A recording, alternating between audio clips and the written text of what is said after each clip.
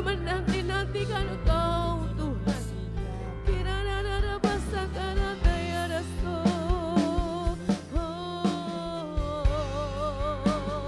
Haleluya. Engkau baik Tuhan. Haleluya.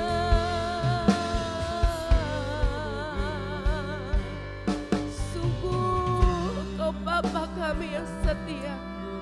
Kasih setiamu lebih dari segalanya Tuhan. Engkau Allah yang senantiasa menopang kami. Engkau Allah sumber kekuatan kami. Kirana masakara daya rasto.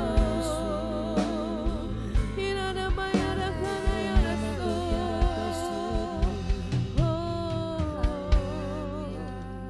Bawa kami Tuhan masuk dalam hadirat-Mu lebih lagi. Kiara lamaya shakara lamaya shi. Kiara takanaya shakara lamaya shi. Jiwaku merindukan-Mu, ya Allah yang hidup. Jiwaku haus kepadamu, ya Allah yang hidup. Jiwaku merindukan-Mu, ya Allah yang hidup. Jiwaku haus kepadamu, ya Allah yang hidup. Ku bersyukur kepadamu, sumber pengharapanku, penolongku dan Allahku. Tiada yang seperti-Mu.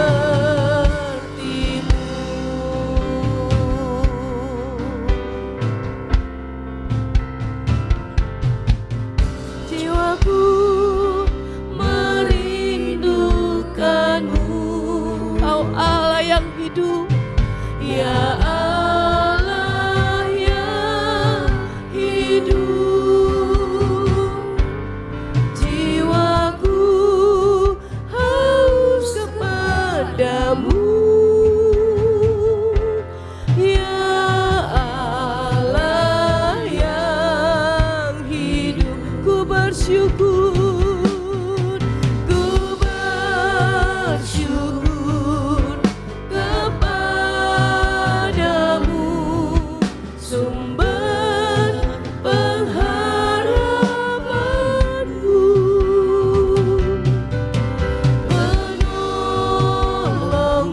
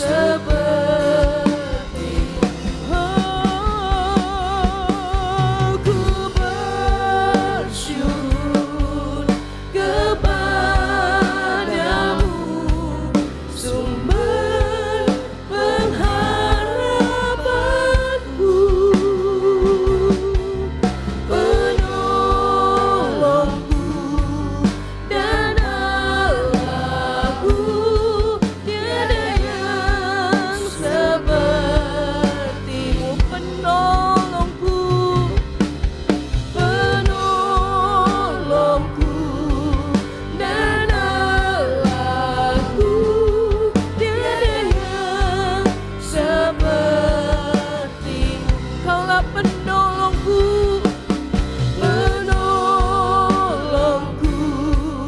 dan Allahku. Tiada yang sepertimu.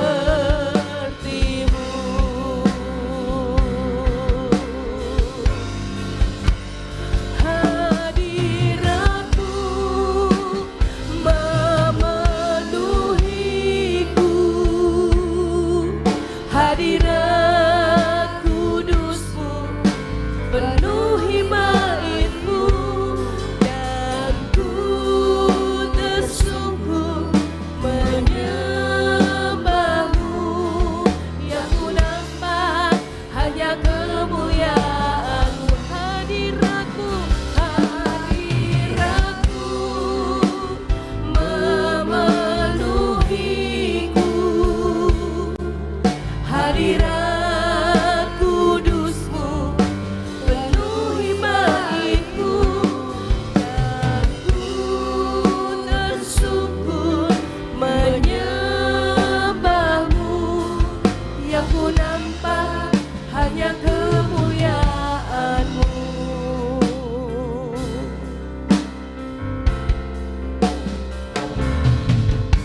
Tuhan hadir di bait kudusnya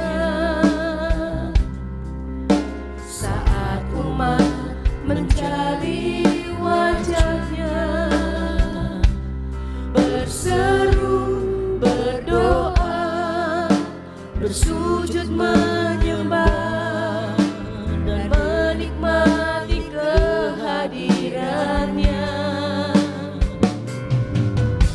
Tuhan mau dekat dengan umatnya yang datang dengan segenap hatinya, berseru, berdoa, bersujud menyembah, dan menikmati kehadirannya. Hadiratmu memenuhiku,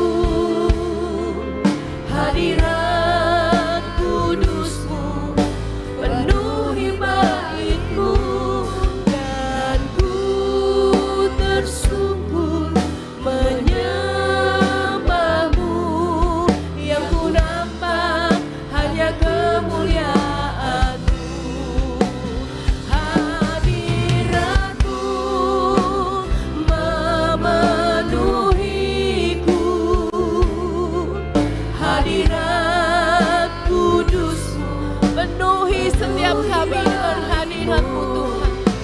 Penuhi hati kami dengan rohmu yang kudus. Menyembahmu, yang ku nampak hanya kemuliaanmu. Hadiratmu memenuhiku, hadirat kudusmu penuhi baitmu, dan ku tersungkur menyembahmu. Yang ku nampak hanya kemuliaanmu. Hadiratmu memenuhiku, hanya hadiratmu Tuhan yang kami nanti-nantikan. Kudusmu, kekudusanmu melingkupi umatmu pagi hari ini, dan ku tersungkur menyembahmu. Yang ku nampak hanya kemuliaanmu. Hadiratmu memenuhiku, hadirat kudusmu penuhi baitmu,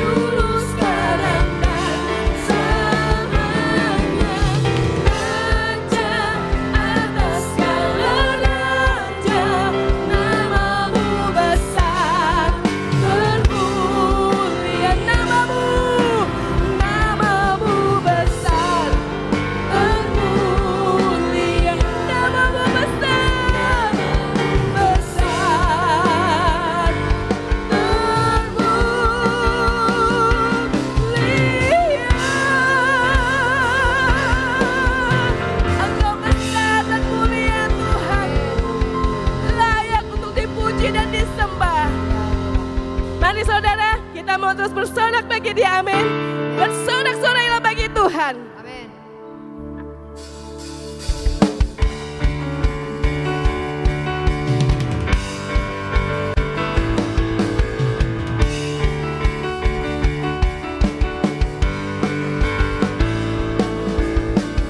Bersorak-sorai, muliakan namanya, dia berperang ganti kita. Tepuk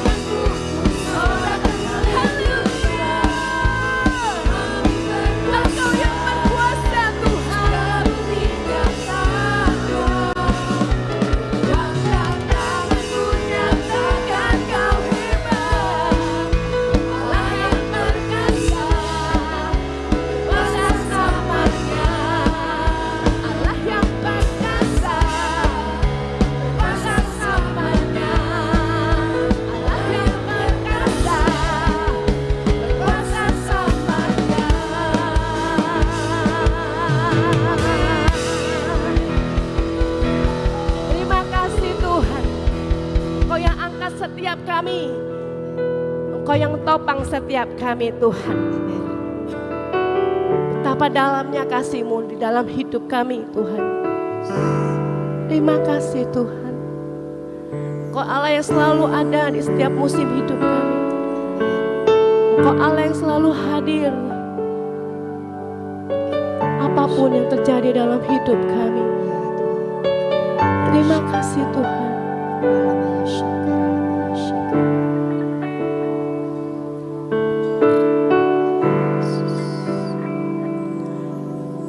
Dalamnya kasih sayang-Mu, Kau tuliskan dalam hatiku, suka dan duka yang ku lewati, indah bersama-Mu Tuhan.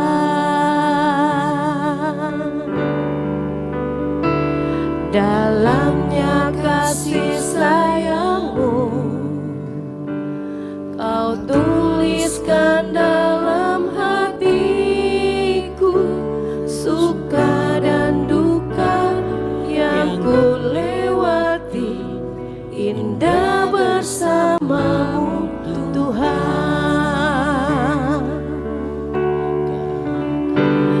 Kasih-Mu selalu mengalir, penuhi kehidupanku. Engkau setia menguatkanku, ku bersyukur ku ada dalam hati-Mu.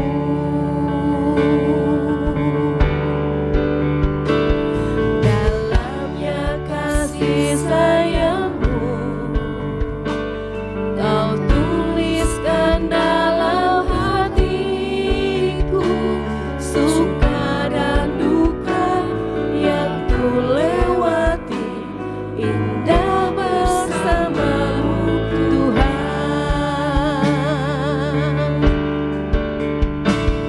Dalamnya kasih sayang-Mu,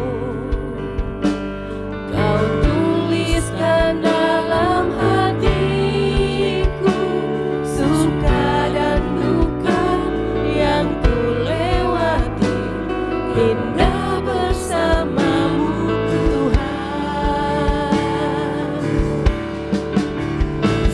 Kasih-Mu selalu mengalir, penuhi kehidupanku. Engkau setia menguatkanku, ku bersyukur ku ada. Kasih-Mu selalu mengalir, penuhi kehidupanku. Engkau setia menguatkanku, ku bersyukur ku ada. Kasih-Mu selalu mengalir, penuhi kehidupanku. Engkau setia menguatkanku, ku bersyukur ku ada dalam hati-Mu. Oh, kami bersyukur Tuhan, kami memiliki Engkau yang selalu mengasihi kami, yang selalu menerima kami, yang selalu menguatkan kami, yang selalu hadir di setiap masa hidup kami. Terima kasih Tuhan. Begitu dalam Kau mencintai kami, begitu dalam kasih-Mu sepanjang hidup kami Tuhan. Kasih-Mu selalu mengalir,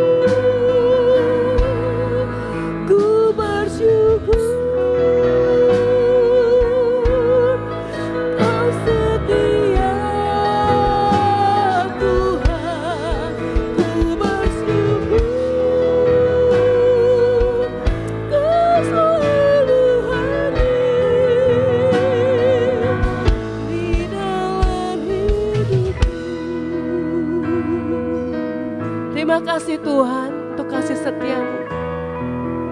Terima kasih Tuhan, Kau selalu hadir di dalam hidup kami. Terima kasih Tuhan, Engkau ada di dalam hati kami. Kami bersyukur Tuhan. Terima kasih ya Bapa. Inilah penyembahan kami pagi hari ini. Biarlah semuanya boleh menyukakan hati-Mu ya Bapa. Terima kasih Tuhan. Saat ini kami mau terus memperkatakan akan deklarasi firman-Mu. Mari Roh Kudus kuatkan dan teguhkan kami. Untuk kami tetap percaya setiap firman yang kami perkatakan jadi di dalam hidup kami. Di dalam nama Tuhan Yesus kami berdoa dan mengucap syukur.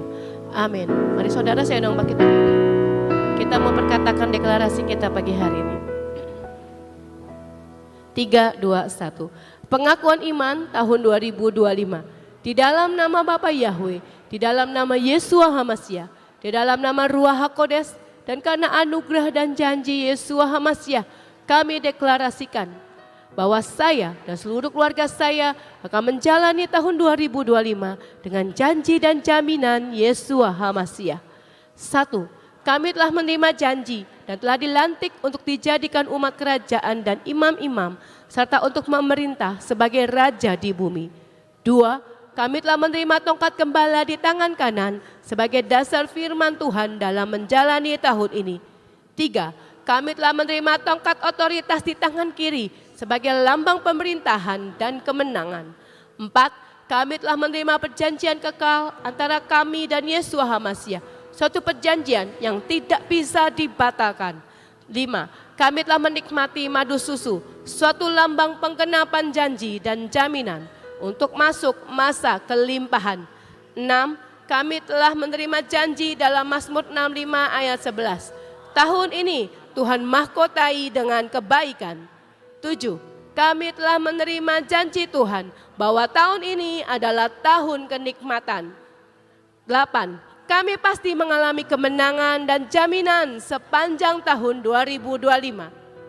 Kami mohon dilayakkan dan minta jaminan Yesua Hamasyah dapat melaksanakan dan menggenapkan seluruhnya.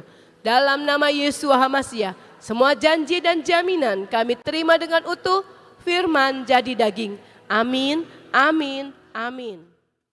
Mari kita berdoa. Bapa di dalam surga, kami bersyukur dan sungguh bersyukur ketika kami selalu menyadari betapa kasih setiamu mengalir terus dalam hidup kami. Engkau tidak pernah berhenti untuk mengasihi kami. Engkau selalu rindu Tuhan untuk mengangkat hidup kami, untuk memberikan yang terbaik buat kami. Karena itu biarlah pagi ini kalau kami boleh menaikkan pujian dan penyembahan kami. Pagi ini, saat ini, teduhkan hati kami Tuhan, untuk kami boleh merenungkan sebagian daripada firman-Mu. Berikan kepada kami hikmat, pewahyuan yang baru, serta pengertian, supaya kami bukan sekedar mendengar, tetapi kami juga boleh melakukan setiap firman-Mu. Terima kasih Bapa, Engkau sendiri yang menjadi tudung perlindungan kami di tempat ini. Sehingga kami boleh Tuhan duduk diam, menantikan dan merenungkan setiap yang dikatakan oleh Roh Kudus kepada setiap kami. Di dalam nama Tuhan Yesus. Amin. Shalom, selamat pagi saudara-saudara yang ada di tempat ini maupun yang juga mengikuti streaming.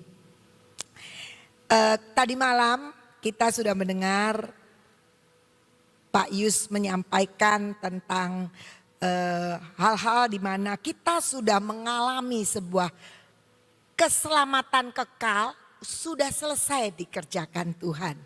Nah, kalau kita sudah mengalami semua itu, semestinya kan hidup kita sudah berbeda.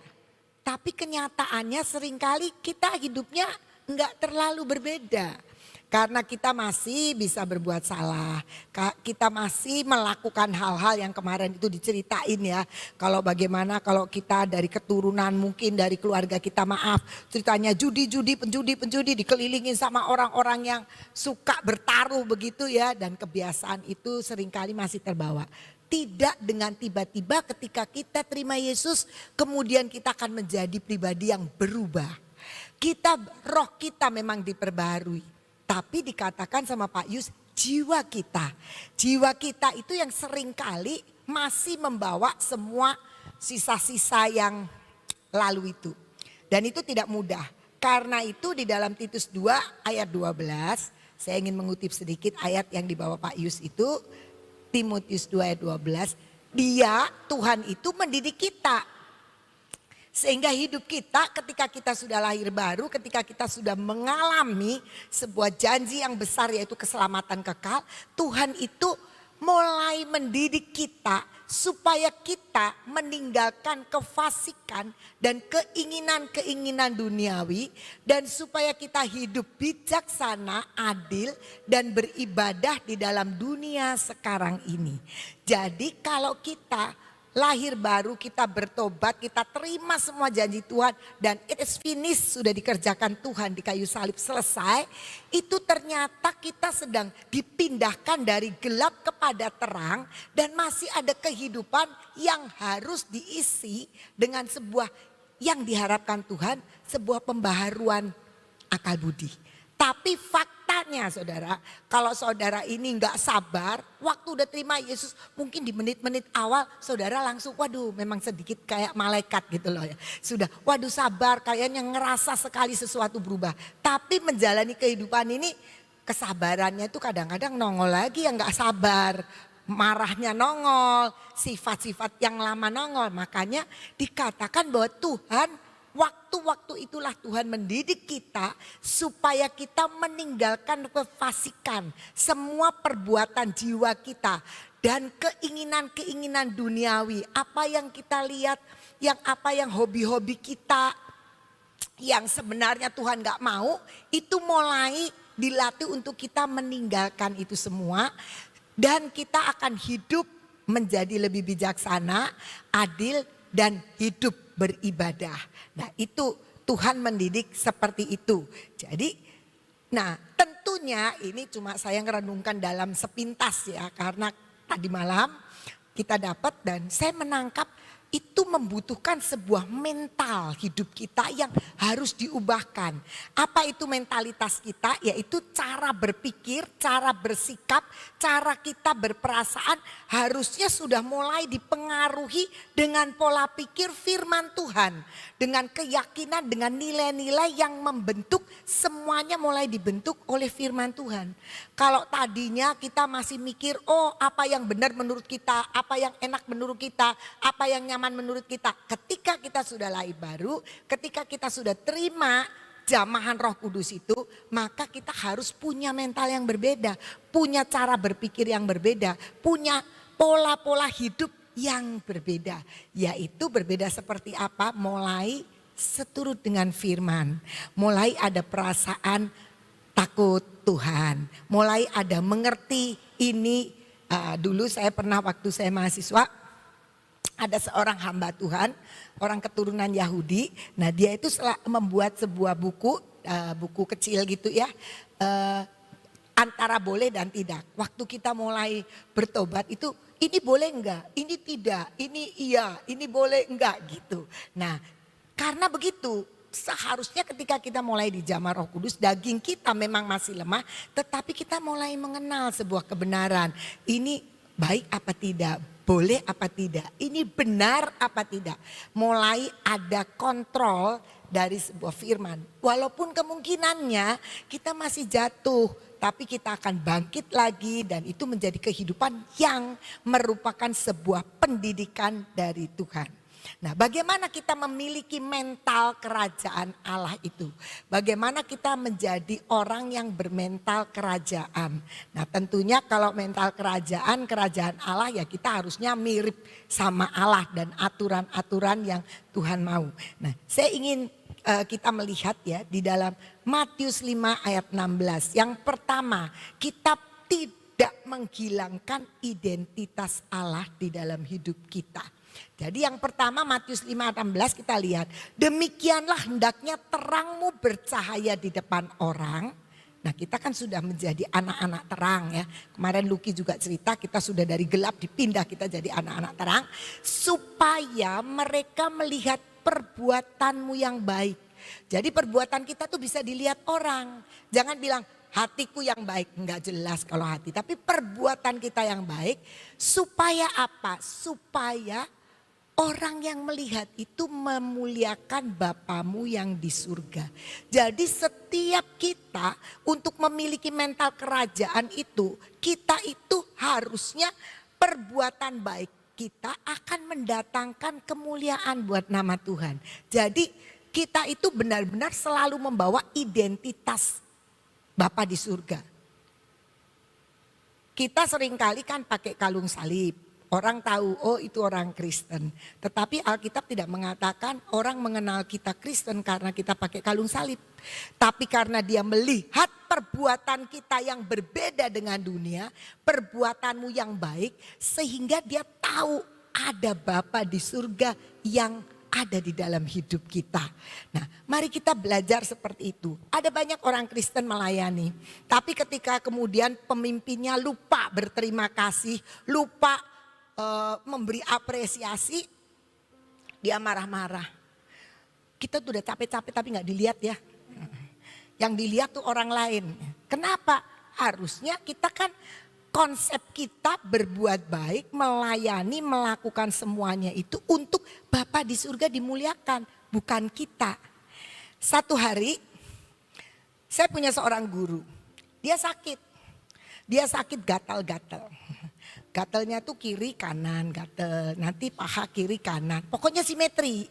Nah saya ini dengan pengetahuan terbatas tapi ya tahu-tahu dikit lah. Kalau orang katanya kalau gatel kiri kanan, kalau gatelnya simetri, kalau ada luka selalu simetri kiri kanan katanya akibat stres. Begitu. Jadi ini guru begitu juga. Akhirnya saya panggil, kamu ini kenapa? Katanya, kamu ini kelihatannya stres. Iya, memang saya stres berat, katanya gitu. Loh kenapa stres? Habis saya itu sudah berbuat segala-galanya buat sekolah ini, tapi nggak pernah diapresiasi sama kepala sekolah. Oh begitu, saya pikir gampang. Terus saya itu bilang gini, ya sudah dimaklumin aja. Pokoknya kamu berbuat baik kan untuk Tuhan. Kamu berbuat baik kan untuk yayasan. Kamu bekerja kan tidak digaji sama kepala sekolah. Lakukan aja. Oh nggak bisa, pokoknya dia stres. Sudah saya pikir gampang, tinggal ngomong sama kepala sekolah aja. Saya panggillah kepala sekolah. Saya panggil kepala sekolah, saya bilang gini, cobalah kamu mulai perhatiin. Apresiasi setiap guru walaupun dia lakukan yang kecil. Nah saya kan cerita begitu. Karena pada waktu saya bilang sama guru itu, yuk kita ketemu sama kepala sekolah. Supaya kalau kepala sekolah ini salah, kalau dia kurang lupa memberi apresiasi, supaya ya sama-samalah bisa. Saya pikirkan itu kan perkara yang simpel.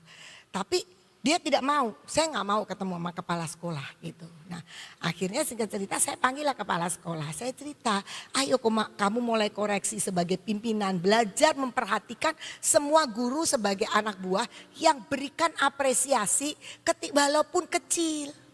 Kepala sekolahnya diam sambil ketip-ketip. Dia ketip-ketip, terus lama-lama dia bilang gini. Lawang saya tuh nggak lihat kok yang perlu diapresiasi itu apa. Hah? Dia itu menurut saya ada dikit-dikit toksit. Lah, jadi kadang-kadang begitu. Kita pikir, wah kita udah lakukan yang baik. Tapi di depan orang belum. Tapi yang diharapkan tidak itu.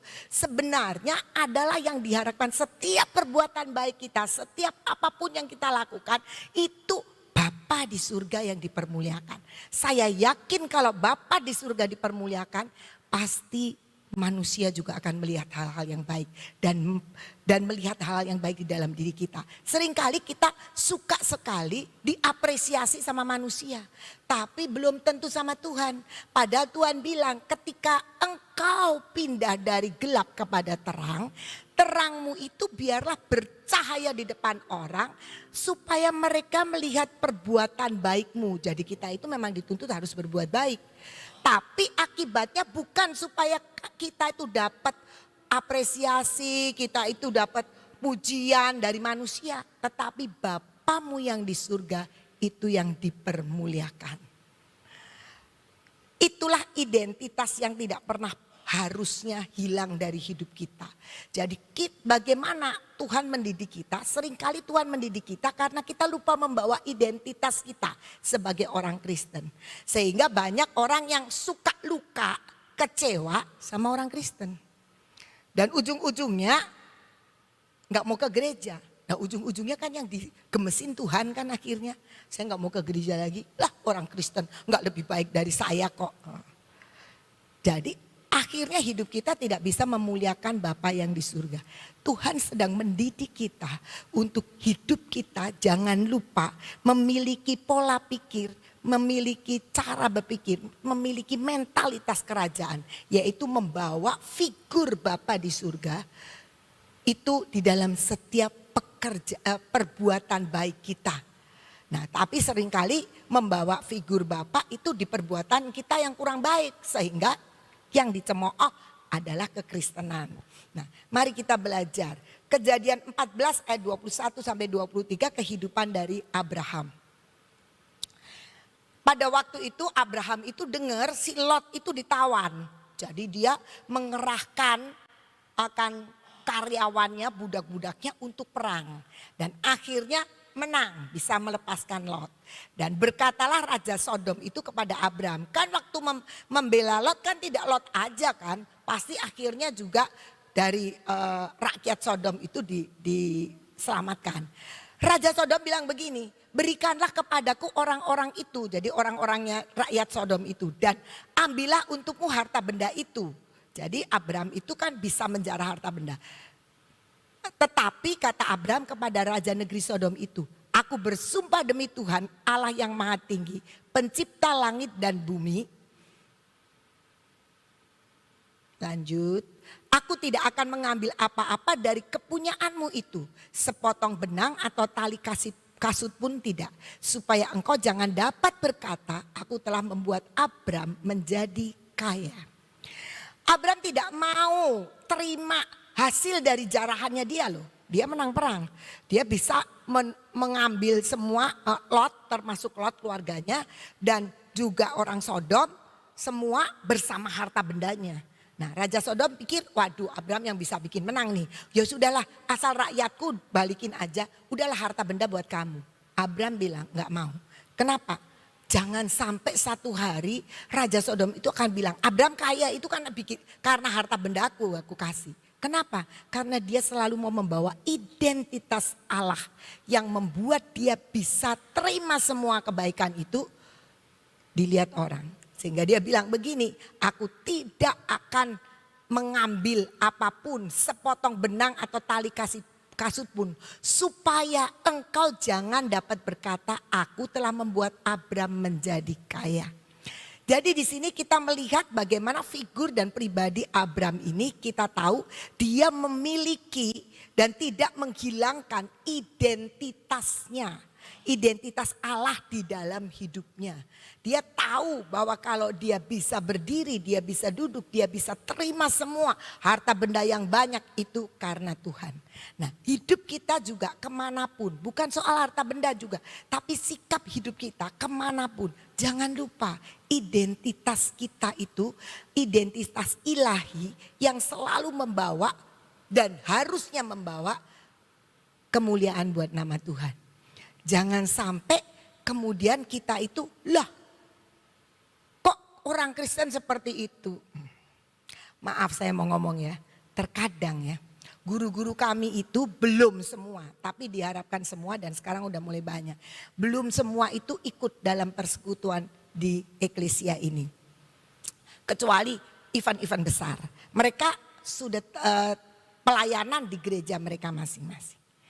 Terkadang ya, saya itu sedih ketika ada orang tua murid atau siswa yang justru aktif di Gracia tapi tidak mencerminkan hidup kekristenan yang mestinya membawa kemuliaan buat nama Tuhan.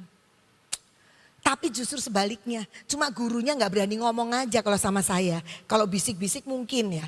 Dan saya suka gemes juga, aduh ini penari, aduh ini aktivis, aduh ini asyir, aduh ini. Tapi rasanya tidak mewakili identitas Allah Bapa dalam kehidupannya.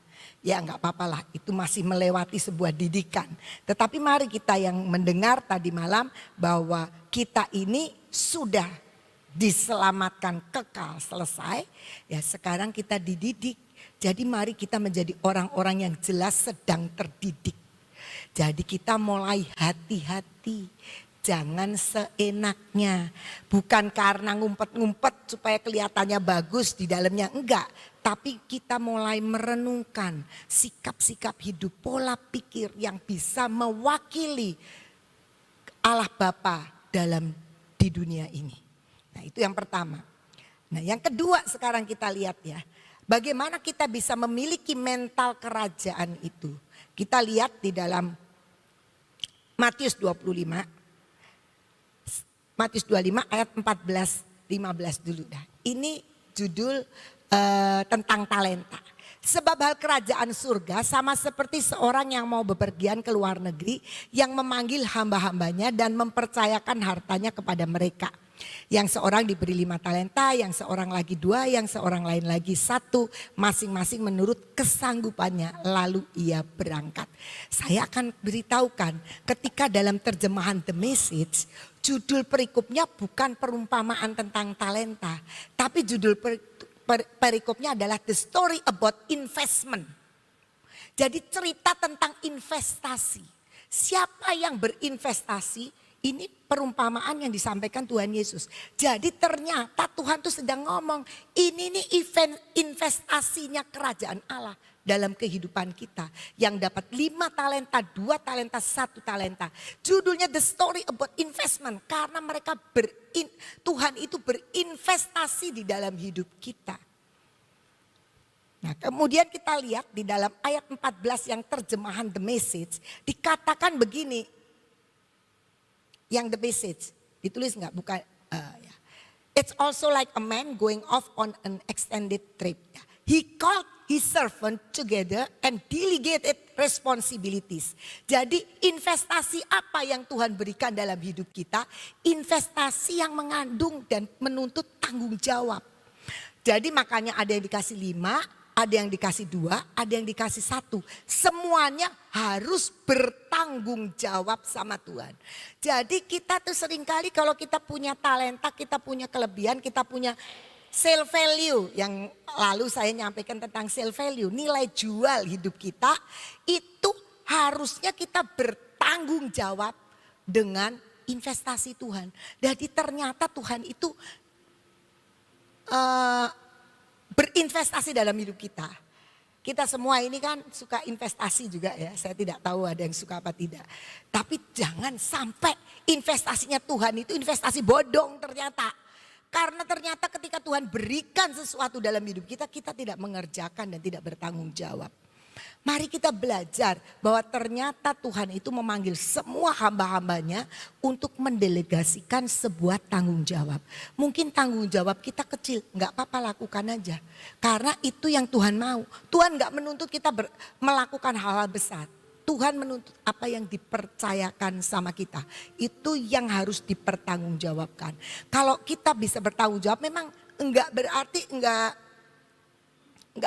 gampang atau enggak kita bisa lakukan dengan bermalas-malas. Tapi mari kita belajar. Seperti tadi malam dikatakan Pak Yus. Jangan sampai kasih karunia Tuhan yang diberikan pada kita itu sia-sia. Paulus bilang aku bekerja lebih keras lagi supaya bertanggung jawab dengan apa yang dipercayakan. Mari kita belajar percaya. Mungkin kita pikir, lah saya itu kan tanggung jawabnya cuma jadi asyir. Ya sudahlah, kalau jadi asyir kalau kaya lagi repot ya nggak usah datang. Kan banyak asyir yang lain. Hati-hati saudara-saudara. Walaupun kita sudah tugasnya sepertinya hanya asyir. Tapi Tuhan tuntut juga sebuah tanggung jawab. Kenapa? Asyir itu jangan dipikir pekerjaan yang sepele. Saya selalu ingat. Ada orang yang lagi hidupnya susah sekali. Beban berat. Dia datang ke ibadah. Lihat senyumnya asyir. Dia bilang belum dengar khotbahnya loh. Belum dengar praise and worshipnya loh. Dia bilang itu kayak aku dikasih aliran yang ngademi aku. Mungkin asyirnya mah gak berasa. Asyirnya pikir ya ketemu orang jaga pintu ya pasti senyum dong ya. Tapi itu bisa membawa sebuah tarikan hadirat Allah untuk menyentuh orang-orang yang sedang dalam kesesakan. Senyum kita mungkin gak bagus-bagus amat. Tapi ketika kita bertanggung jawab dengan tugas kita mempersiapkan diri. Senyum kita tuh jadi senyum yang berotoritas ilahi. Senyum kita tuh jadi senyum karisma. Walaupun mungkin wajah kita pas-pasan, tapi yang dilihat tuh senyumnya penuh dengan hadirat Tuhan. Kita bisa. Kecil kan, simple. Jangan berpikir, oh nanti ya saya serius dan bertanggung jawab kok saya jadi worship leader. Anda bisa tegak berdiri, pingsan berdiri kalau Anda jadi worship leader. Semua punya tanggung jawab masing-masing. Mungkin enggak kelihatan, tapi Tuhan bilang aku sudah berinvestasi. Jangan sampai investasiku dalam hidupmu itu jadi seperti investasi bodong. Karena nggak ada hasilnya. Dan Tuhan akan datang. Dan kalau kita punya mentalitas kerajaan, maka kita tahu bahwa Tuhan itu saat ini sedang berinvestasi dalam hidup kita. Terkadang mungkin kita merasa, aduh habis ini ada lagi, habis ini itu lagi, habis ini sibuk lagi. Saudara-saudara, kalau nganggur saudara itu sedih pasti stres.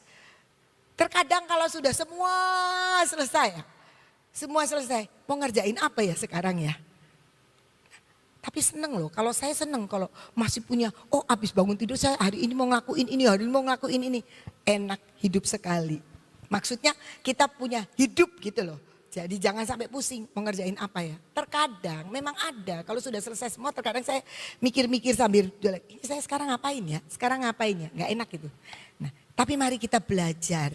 Tuhan sudah berinvestasi dalam hidup kita. Yang lalu kan saya bilang nilai jual saya itu dari kecil saya cerewet di kelas ya.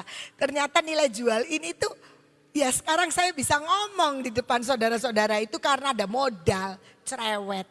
Walaupun dulu guru-guru bilang aduh berisik amat berisik. Mami saya kalau terima rapot selalu di rapotnya ditulis harap mohon ini tenang sedikit. Di kelas suka cerewet gitu.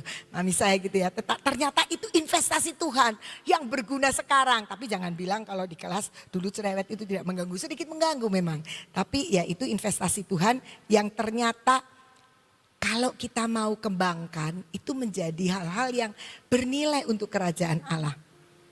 Mungkin ada yang masak ya di GK itu banyak orang-orang yang punya banyak investasi Tuhan yang perlu dikembangkan dan saya bangga karena mereka adalah orang-orang yang sangat bertanggung jawab dengan tugas-tugas. Ketika ada event-event itu, nah selalu kita dikenyangkan oleh hasil dari mereka.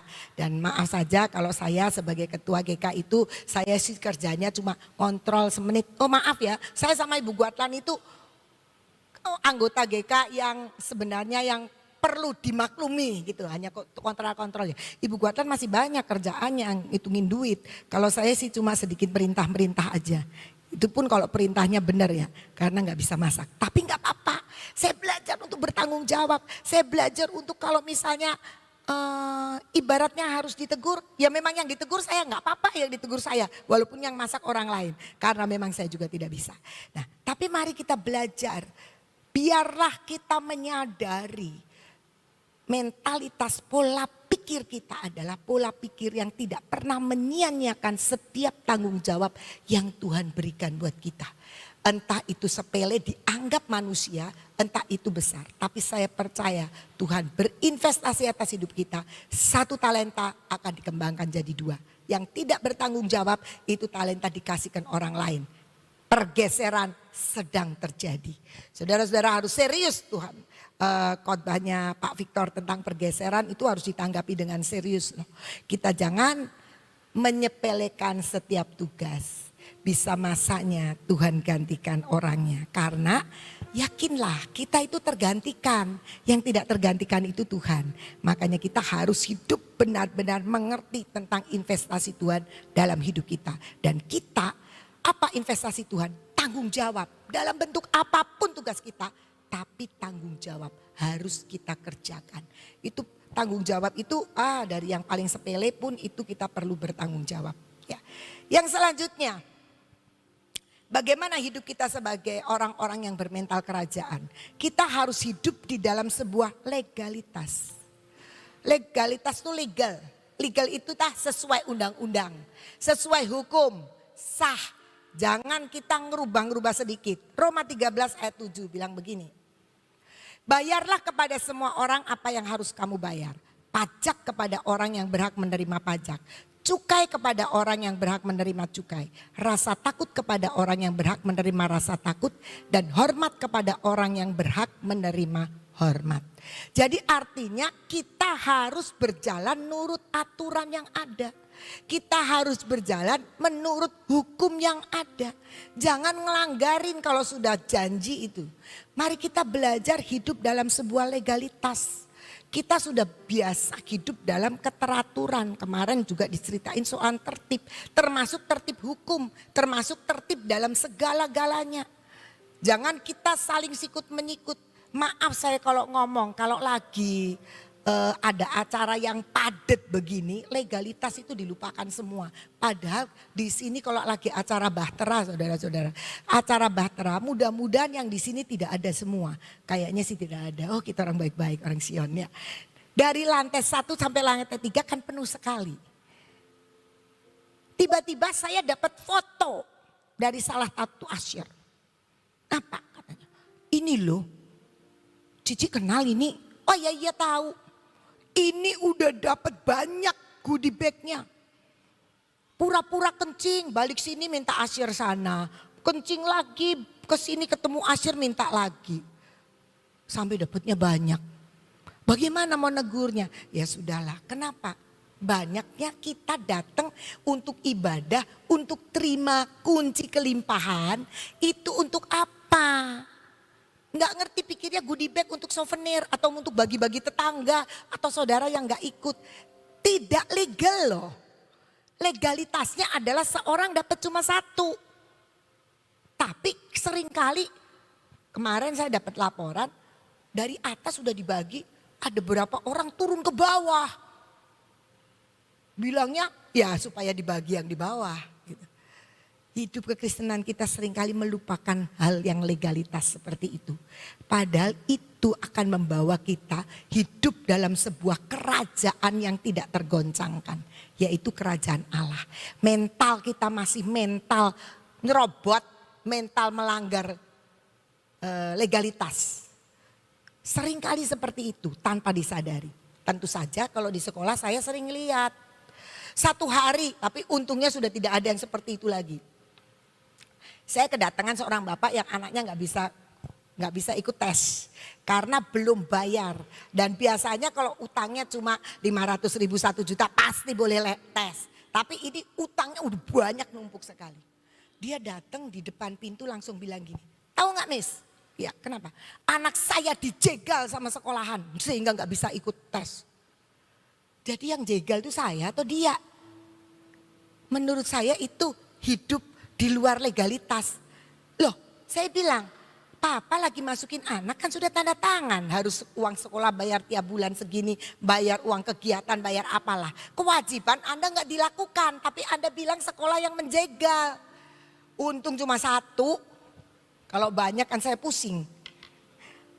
Biasanya ya kan orang itu ya memang saya tahu ada orang tua yang sedang dalam kesulitan gak bisa bayar. Tapi kalau datang itu kan sopan-sopan mau minta tolong. Bisa gak Miss minta tolong ditunda. Nah itu masih legal lah menurut saya. Ya sopan-sopan gitu tapi dia buka pintu langsung ngomong. Anak saya tidak bisa tes dijegal sama sekolah. Kadang-kadang dia gak tahu itu ada dampak-dampak dari sebuah mentalitas kerajaan Allah. Dan menurut saya sangat disayangkan orang yang seperti itu. Tapi saya percaya di sini tidak ada. Yang harus dibayar, ya bayar. Kalau nggak bisa, ya minta kemurahan. Biar ada kemurahan dari Tuhan. Dikatakan di sini, kemarin Pak Yus juga bilang bahwa dia sebagai hamba Tuhan juga bayar pajak. Nah, kita seringkali ngumpet-ngumpetin. Nah, maaf, tapi di sini saya percaya tidak ada. Rasa takut kepada orang yang berhak menerima rasa takut. Rasa hormat kepada orang yang berhak menerima hormat. Kita perlu menghormati orang yang berhak untuk kita hormati. Walaupun kita mungkin lagi sebel sama dia. Walaupun kita mungkin lagi kesel Tapi ketika itu adalah pimpinan kita, ketika itu adalah rekan kerja kita yang mungkin juga selevel, bahkan saya belajar walaupun itu mungkin adalah bawahan kita, tapi dia juga punya hak untuk terima hormat dan penghargaan. Ya kalau marah ya kalau salah ya boleh ditegur sih. Tapi mari kita belajar memberikan hak kepada orang lain sesuai dengan aturan. Dan itu hidup di dalam legalitas. Kita harus hidup di dalam legalitas. Nah kemudian kemarin itu ya bersyukur sekali. Pak Yus bilang, ayo di sini kelebihannya apa? Kelebihannya apa sih? Toilet ya, toiletnya bersih. Nah itu boleh. Kapan itu pernah ya beberapa waktu WC bersih tapi selalu basah terus. Saya gemes, siapa ya yang basahin ini? Siapa yang basahin? Satu hari Ibu Heni bilang, oh itu si A. Lah saya tuh pikir gimana caranya. Tapi saya kan memang rodok galak ya. Jadi saya deketin si ibu itu. Ibu cuci kaki ya, kalau cuci kaki jangan pakai yang WC bersih gitu. Enggak, saya enggak. Wah salah Ibu Heni ya. Tapi ternyata sebelahnya rupanya berasa. Dia bilang begini, ya tinggal disiapin aja tongkat pel. Pasti ibu ini yang basahin. Ya tapi saya tidak ngomong, cuma saya bilang. Nah kalau aturannya sudah ditulis WC kering, ya keringlah tetap kering. Dan saya bersyukur kemarin Pak Yus bilang WC-nya tetap bagus, tetap kering. Nah itu kering, nah itu baguslah hidup kita dalam legalitas aturan WC kering jadi kering tetap. Yang terakhir ya kita hidup di dalam mimpinya Tuhan. Tuhan itu ternyata punya mimpi atas hidup kita loh. Bukan kita saja yang punya mimpi. Oh saya pengen begini, oh saya pengen begini, oh saya mau jadi ini, oh biarlah anak saya jadi ini. Kita punya mimpi begitu, ternyata Tuhan juga punya mimpi. Mimpinya Tuhan apa? Di dalam Efesus 2 ayat 10 itu ayat yang buat saya tuh saya sangat suka dengan ini. Karena kita ini buatan Allah, diciptakan dalam Kristus Yesus. Tuhan ciptain kita dalam Kristus Yesus untuk apa? Dikatakan untuk melakukan pekerjaan baik. Kalau kita lakukan pekerjaan yang tidak baik, yang kurang baik, itu bukan tujuan Tuhan. Karena Tuhan menciptakan kita, memanggil kita dalam Kristus untuk melakukan pekerjaan baik. Pekerjaan baik yang mana? Enggak semua pekerjaan baik ternyata. Tapi Tuhan bilang yang dipersiapkan Allah sebelumnya. Jadi saudara dan saya ini sudah dipersiapkan Allah untuk melakukan sebuah pekerjaan baik. Dan Tuhan mau supaya kita hidup di dalamnya. Menghidupi mimpinya Tuhan itu. Tuhan itu punya mimpi apa? Saudara-saudara kadang-kadang mimpi Tuhan itu sangat berlainan dengan mimpi kita. Saya tidak pernah mimpi untuk jadi pengurus sekolah saudara-saudara. Maaf saya nggak kepengen jadi pengurus sekolah. Bahkan dulu ketika saya masih jadi pengurus sekolah di negara tetangga di tahun-tahun yang pertama. Saya ingin melepaskan diri. Kenapa? Jadi pengurus sekolah itu nggak enak saudara-saudara. Berbuat baik pun nggak pernah dilihat. Dilihatnya pasti kejam. Sekarap dewek. Yang benci banyak. Orang tua benci, murid kesel, guru juga. Nah, jadi enggak enak. Tapi sekarang tidak. Terang bangsa sekolah yang sangat berbeda. Gitu ya. Karena kita tahu semua apa yang Tuhan sedang kerjakan di terang bangsa. Dulu itu ternyata berupa didikan untuk hidup saya. Bagaimana saya harus dididik dari enggak senang sekarang saya senang loh saudara-saudara. Karena ternyata melayani di sekolah itu awet muda. Lah kumpulannya sama anak TK, ya kan? Ya gimana kan anak TK tetap panggilnya saya Miss Ina, ya kan? Oh sampai kapanpun saya tetap dipanggil Miss Ina kan? Jadi saudara-saudara ternyata Tuhan punya mimpi atas hidup kita masing-masing. Dan mimpinya itu seringkali memang berbeda dengan cita-cita kita. Tetapi percayalah jauh lebih baik, jauh lebih sempurna. Saya tadi pagi nyetel khotbah, asal ada aja yang khotbah di sini saya setel gitu. Terus dia bilang gini, awal dari sebuah kehidupan harus diawali dengan mengucap syukur, mengucap syukur, mengucap syukur. Saya ingat, kita tahu semua memang harus mengucap syukur. Kemudian saya mulai merenungkan, iya Tuhan, saya mengucap syukur. Terus saya mulai renungkan, apa saya mengucap syukur apa ya? Saya terus bilang, oh Tuhan, saya itu mengucap syukur ya sudah. Kalau saya itu tiap 5 hari sekali harus berdiri di sini untuk menyampaikan firman. Kalau enggak kayaknya saya baca Alkitabnya mungkin lebih kurang. Belajarnya lebih kurang. Doanya lebih kurang loh. Saudara-saudara, kalau mau di sini itu memang enak-enak. Udah tahu mau ngomong apa. Kan kita itu harus doa sungguh-sungguh, Tuhan apa sih yang mesti sampaikan. Termasuk tadi malam saudara. Karena saya pikir yang khotbah kan Pak Yus. Wah, besoknya Ibu Indah yang khotbah di PW. Jadi sayanya free. Ya, otaknya manusia begitu. Kalau free itu enak sekali. Enggak taunya sadar itu Selasa pagi saya sebelahan sama Ibu Guatlan yang sama-sama sedikit error. Saya bilang gini, Lan, lah ya pasti Ibu Indah kan pagi-pagi pulang. Enggak Ci, di Jogja itu Rebo katanya. Nah kan sama-sama errornya kan. Enggak, Rebo nanti di Jogja. Lah ya sekarang Selasa ya Rebonya tuh besok. Sama-sama error. Terus kenapa Ci? Ya tadinya saya pikir Ibu Indah yang membawa firman. Pasti Ibunya balik. Kemarin sore saya langsung ngomong, mau pulang, mau berangkat jam berapa? Kata Mami jam 7 pagi. Ya sudah, berarti saya. Langsung Ibu Indahnya bilang, harusnya Cici ya. Sudah ditebak. Tapi kadang-kadang Tuhan itu mendidik kita dan saya tadi pagi bersyukur. Oh iya Tuhan, saya terima kasih.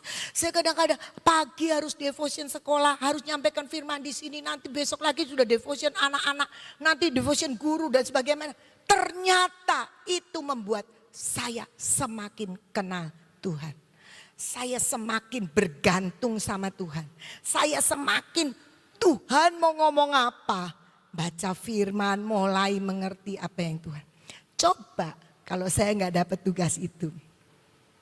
Pasti ya asal baca Aba 10 pasal selesai. Iya kan? Masuk di grup Aba yang 10 pasal setiap hari kan. Selesai. Sekarang enggak saudara. Itu juga harus dilakukan, mempersiapkan juga harus dikerjakan. Dan itu ternyata baik untuk saya. Saya tahu kelemahan saya, kalau enggak dapat tugas rasanya nanti hidupnya terlalu santai. Tapi saya bersyukur karena itu mendatangkan kebaikan. Dan Tuhan mau kita hidup di dalamnya. Mari saudara-saudara. Belajar kita mengubah pola pikir kita menjadi pola pikir kerajaan Allah. Di mana kita tahu hidup kita berjalan kemanapun identitas Allah harus dibawa. Supaya apapun yang kita kerjakan ujungnya Bapa di surga yang dipermuliakan. Bukan kita. Kita gak diterima kasihin orang ya sudah gak apa-apa. Wong kita adalah hamba-hamba. Tapi kita seringkali kesel ya. Tapi biarlah seperti Abraham. Jangan sampai Tuhan di dalam dirinya gak terlihat karena kekayaan yang dia terima dari Raja Sodom. Dia gak mau. Juga kita harus tahu bahwa Tuhan itu berinvestasi dalam hidup kita. Dalam bentuk apapun juga. Tuhan itu sedang berinvestasi. Tanpa disangka saudara-saudara. Investasi Tuhan adalah ngecapnya Heri untuk dapat donatur buat sekolah. Tapi dia suka gak terima. Ci Ina enak aja. Ayo Ci Ina juga promosi yang gak etis atau saya promosi. Lebih etis dia yang promosi. Oh, dia dalam hitungan menit aja sudah dapat ya. Banyak anak-anak yang ditolong. Dan saya merasakan itu adalah sebuah investasi Tuhan dalam diri Heri. Tanpa dipersiapkan loh saudara-saudara. Tanpa dipersiapkan. Saya enggak tunjuk Heri begini. Enggak. Secara alamiah Tuhan membuat jalan seperti itu. Muka saya ditaruh di mana? Ya tetaplah muka di depan sini. Masa mukanya dipindah-pindah? Saya enggak nyuruh mukanya pindah kok. Nah yang ketiga, hidup dalam legalitas, aturan. Di tempat ini, di Gracia ini jaga kebersihan, ya jaga kebersihan. Itu WC yang sudah menjadi, saya memang lihat di mana-mana terbersih di sini ya. Itu kalau dibilang WC bersih, ya bersihlah. Jangan dibasah-basahin. Kadang-kadang Ibu Ayun suka ngoceh. Ini siapa sih? Klosetnya basah kuyup. Nah, saya mau kasih tahu, yang membasahi kloset, tolong itu tisu, kan nggak bayar, tinggal dilap lagi, beres. Nah itu ya, itu sesuai dengan undang-undang supaya yang orang yang berikutnya masuk dia mendapati klosetnya tetap kering. Nah, hidupilah dalam mimpinya Tuhan. Tuhan itu punya mimpi atas hidup kita. Dan jangan dipikir sepele, mimpi Tuhan itu pasti jauh lebih besar, jauh lebih tinggi, jauh lebih dalam, jauh lebih luas dari mimpi kita sendiri. Karena kita berani bermimpi itu biasanya mimpi yang kita anggap kita mampu untuk melakukan. Tapi ada begitu banyak orang terima mimpinya Tuhan jauh lebih besar. Termasuk anak-anak kami. Kami tidak pernah bermimpi, saya hanya berdoa. Berdoa bilangin Tuhan, anak-anak terang bangsa biar masuk ke universitas negeri Tuhan dengan cara apa. Memang ada. Dan selama ini sudah ada banyak juga yang masuk. Tetapi dalam satu angkatan paling masuk 2 anak, 1 anak. Saya tuh pengen, aduh Tuhan biar banyak. Itu cuma doa yang berpikirnya ya sudah biar ada anak pintar gitu. Tapi ternyata tahun ajaran nanti, ini anak kelas 12, sudah ada 7 anak yang disponsori orang untuk persiapan ke perguruan tinggi negeri. Dan mereka itu nggak ada yang bermimpi untuk masuk negeri. Bahkan ada 1 anak yang saya paksa untuk masuk ke dokteran karena dia di SMA-nya pilih biologi dan kimia. Dia tuh hampir tidak mau. Lah kenapa kamu pilih biologi kimia? Ya karena saya pikir saya lulus itu kerja. Mau kerja di pabrik obat. Jadi paling enggak saya ngerti biologi sama kimia. Itu pikiran yang terlalu sederhana. Tapi ternyata hari ini dia sedang dipersiapkan untuk ikut bimbingan belajar tes sekolah dokter. Papa mamahnya nangis dan bilang saya tidak pernah mimpi. Karena dia orang yang sederhana. Dia bilang saya tidak pernah mimpi bisa nguliain anak. Apalagi kedokteran. Ya, sekarang ini kalau saya ketemu saya panggilnya dok, dok. Gitu. Dia ketawa. Yang tadinya gak mau, aduh nanti susah dok. Tapi kami paksa. Saudara-saudara itu mimpinya Tuhan. Tuhan kasih mimpi itu jauh lebih tinggi. Dan mari kita hidupi dalam mimpinya. Karena mimpi Tuhan itu mimpi yang luar biasa. Dan itu kalau kita bisa hidupi, kita harus siapkan sebuah mental kerajaan. Pola pikirnya Tuhan. Dengan cara apa? Ya baca firman. Karena ketika kita baca firman, bergaul dengan Tuhan, terhubung dengan Tuhan. Maka sifat-sifat Tuhan itu akan mengalir dalam hidup kita. Kemarin Pak Yus mengatakan kan kalau keluarganya judi, wah judi. Akhirnya pola pikir mereka itu hidup dalam judi. Nah kalau kita bergaulnya sama Tuhan, kita adalah pewaris kerajaan Allah, kita akan pola pikir kita adalah pola pikir dari kerajaan Allah. Mari kita siapkan hidup kita bahwa kita itu lebih daripada yang kita pikirkan. Tuhan punya mimpi, baiklah kita ubah pola pikir kita, mentalitas kita menjadi mentalitas kerajaan Allah. Mari kita berdoa.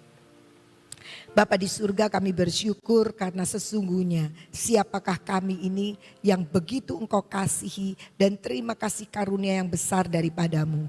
Bapa mampukan kami Tuhan untuk kami boleh menikmati semua itu dan mengerti dengan jelas setiap rencana, tanggung jawab dan kerinduan-kerinduan-Mu atas hidup kami.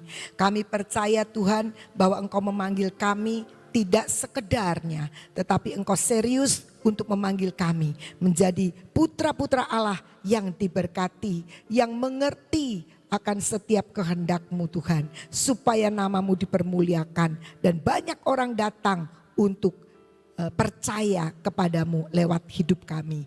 Terima kasih Bapak, Engkau meteraikan firman ini dalam hati dan pikiran kami. Dan kami percaya Tuhan bahwa Engkau terus akan mengerjakan banyak perkara untuk kehidupan kami. Membawa kami naik dan tidak pernah turun. Membawa kami semakin besar. Membawa kami boleh menikmati semua hal yang kami hadapi. Dan kami percaya bahkan ketika Engkau memberikan kepada kami kunci kelimpahan, Engkau sedang siapkan untuk kami punya kemampuan membuka setiap pintu-pintu yang tertutup. Untuk kami boleh melihat Tuhan peluang-peluang untuk kami naik. Untuk kami hidup di dalam perkenanan-Mu. Untuk kami menikmati semua yang terbaik daripadamu. Terima kasih Bapa. Bapa saat ini kami berdoa untuk bangsa dan negara kami. Kami bersyukur kami menjadi warga negara Indonesia. Mampukan kami berdiri untuk bangsa ini ini Tuhan menjadi warga-warga negara yang bertanggung jawab, yang boleh Tuhan membawa figur daripada kerajaan Allah di dalam hidup kami. Kami berdoa buat pimpinan tertinggi Bapak Presiden dan Wakil Presiden Indonesia. Tuhan berkati akan hamba-hambamu ini untuk boleh menjadi pemimpin-pemimpin yang takut Tuhan, membawa bangsa ini kepada jalan-jalan seperti Engkau mau, bersama dengan kabinet yang ada, seluruh para menteri, para gubernur yang ada, dan semua pimpinan-pimpinan dari yang tertinggi sampai ke daerah-daerah terpencil. Bapak, biarlah Engkau sendiri yang akan menolong, sehingga lewat kepemimpinan mereka, bangsa ini boleh menjadi bangsa yang dipulihkan, menjadi bangsa yang mengalami berkat-berkat yang sesungguhnya daripadamu. Kami berdoa Tuhan, kalau adanya pergeseran dan pergantian pemimpin di beberapa departemen, Tuhan Engkau sendiri yang tolong. Biarlah kebenaran-Mu boleh dinyatakan. Munculkan orang-orang yang memiliki kerinduan untuk memberkati bangsa ini. Munculkan pemimpin-pemimpin yang takut akan Tuhan. Biarlah semua yang sudah ditetapkan Tuhan, biarlah Engkau sendiri yang akan meninggikan mereka untuk dapat menjadi pemimpin bangsa yang bertanggung jawab. Kami berdoa untuk setiap lawan-lawan mereka, orang-orang yang ingin menghancurkan bangsa ini. Bapa, biarlah kuasa-Mu sendiri Tuhan yang akan turun tangan, mengerjakan banyak perkara, sehingga kami tahu Indonesia akan menjadi Indonesia emas, Indonesia akan menjadi Indonesia maju, Indonesia akan menjadi Indonesia yang penuh dengan rakyat yang takut akan Tuhan.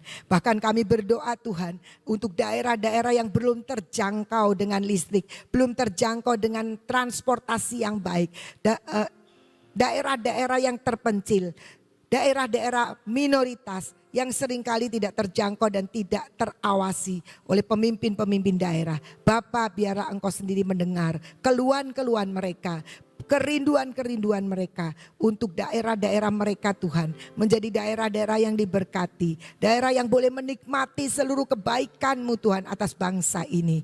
Terima kasih Bapak, kami menyerahkan juga Tuhan akan hamba-hamba-Mu yang melayani di daerah-daerah terpencil. Mampukan mereka Tuhan untuk tetap berharap dan bersandar kepadamu. Biarlah ada uluran tangan yang daripadamu Tuhan terulur atas mereka lewat hamba-hamba di kota, sehingga mereka boleh menikmati berkat-berkat yang luar biasa. Dan biarlah iman mereka tidak menjadi runtuh, tetapi ada kekuatan yang berasal daripadamu yang terus menopang akan hidup mereka. Terima kasih Bapa, kami mengucap syukur dan percaya Engkau juga memberkati setiap kami, keluarga-keluarga kami. Mampukan kami Tuhan untuk mengerjakan pekerjaan baik yang disediakan dan sudah dipersiapkan oleh Engkau sebelumnya, supaya kami dapat menghidupinya dan kami boleh menjadi orang-orang percaya yang selalu membawa identitas-Mu dalam kehidupan kami. Terima kasih Bapak, kami mengucap syukur, mimpi-Mu besar untuk setiap kami. Dan saat ini, hari ini Tuhan, kami mau terima pengurapan yang berasal daripadamu. Mari saudara-saudara kita bangkit berdiri, kita akan terima pengurapan. Dan kami percaya Tuhan, minyak yang supranatural ini, minyak yang ajaib ini Tuhan, akan membuat kami menjadi pribadi-pribadi yang ajaib. Pikiran kami, pikiran yang ajaib. Hidup kami, hidup yang ajaib. Penuh dengan keajaiban yang luar biasa untuk setiap kami. Dan kami percaya Tuhan, mata kami akan melihat perkara-perkara yang ajaib. Telinga kami akan mendengar Tuhan akan firman-firman-Mu yang ajaib. Mulut bibir kami boleh memperkatakan perkataan-perkataan yang akan mendatangkan berkat bagi banyak orang. Hati kami Tuhan, hati yang diselubungi dengan kasih ilahi yang mengeluarkan semua perbendaharaan hati yang berkenan di hati-Mu. Kami mau tengking dan kami mau hancurkan setiap kebebalan ketidaktaatan kami. Dibersihkan dari hidup kami Tuhan. Semua yang fasik, ya keinginan-keinginan duniawi dibersihkan dari hidup kami. Sebaliknya diisi penuh-penuh dengan keinginan-keinginan surgawi. Terima kasih Bapa. Kami tahu hari ini kami akan bekerja, kami akan melakukan banyak tugas-tugas kami. Biar tangan-tangan ini diurapi Tuhan. Menjadi tangan-tangan yang ajaib, tangan yang memberkati, tangan yang menyembuhkan, tangan yang terulur untuk menyatakan kasih. Dan kaki kami boleh berjalan seturut dengan kehendak-Mu Tuhan. Kemanapun kami berjalan, kami dituntun oleh Engkau sendiri. Engkau ada di depan kami bersama dengan malaikat-malaikat yang mengelilingi, dan tudung perlindungan-Mu tetap ada pada kami. Terima kasih Bapa, kami terima yang terbaik dari Bapa di surga, kasih dari Tuhan Yesus Kristus, dan persekutuan dengan Roh Kudus menyertai kami dari sekarang sampai selama-lamanya. Sama-sama kita katakan, amin. Tuhan Yesus memberkati.